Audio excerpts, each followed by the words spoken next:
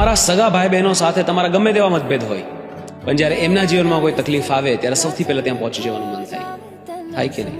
ક્યારેક તમારા સગા ભાઈ બહેનને દુઃખી થતા જોઈ લો, તેમના દુઃખમાં ભાગ લેવાનું મન થાય કે નહીં? કેમ? બિકોઝ એવા રિલેશન્સ છે કે જે માત્ર બ્લડથી નહીં, બીજી ઘણી બધી વસ્તુઓથી જોડાયેલા છે. તમારા ભાઈ બહેન સાથેનો તમારો સંબંધ ઘણીવાર તમારા જીવનમાં આવતા પહેલાથી શરૂ થઈ ગયો હોય છે.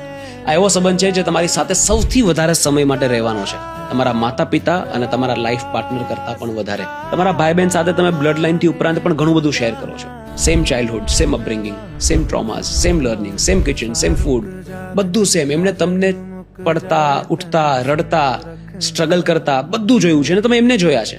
એકબીજા સાથે પોતાની ડીપેસ્ટ ઇનસિક્યોરિટીઝ તમે શેર કરેલી છે જ્યારે મોટા થતા હતા ત્યારે. પણ અફસોસ એ વાતનો છે કે મોટા ભાગે આપણે આપણા સિબલિંગ્સને જ ખૂબ ખરાબ રીતે ટ્રીટ કરતા હોઈએ છીએ. ઘણીવાર સૌથી ખરડાયેલા સંબંધો આપણા સિબલિંગ સાથે જ હોય છે. પણ જો એકવાર એમના જીવનમાં પ્રોબ્લેમ આવે ને તમને ખબર પડે ત્યારે બધું રિયલાઇઝેશન એક સાથે થાય કે યાર મેં આને કેટલી ખરાબ રીતે ટ્રીટ કર્યા, કે જ્યારે મેં જરૂર હતી ત્યારે હું કેમ ન ઊભો રહ્યો, હું કેમ એમની સપોર્ટ સિસ્ટમ ન બની શક્યો. આ પસ્તાવા સાથે જીવવું એના કરતાં એમની સાથે જીવન માણી લેવું જોઈએ.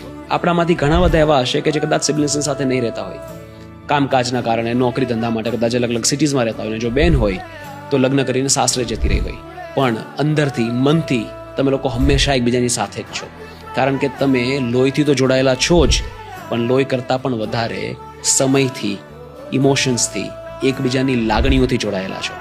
એટલે જો તમારા ભાઈ બહેનો સાથે ન બનતું હોય ને, થોડું જતું કરવાની ભાવના રાખો અને ફરી પાછો એ સંબંધ સાંધવાનો આગ્રહ રાખો. એકવાર એવા લોકોને પૂછી જો કે જેમના કોઈ સિબલિંગ્સ નથી, તરસતા હોય, તલપાપડ થતા હોય, યાર મારો કોઈ ભાઈ હોત તો સારું, મારી કોઈ બહેન હોત તો સારું, હું એમને મારી ઇન્સિક્યોરિટીઝ કે મારા જીવનના પ્રોબ્લેમ્સ એમની સાથે શેર કરે.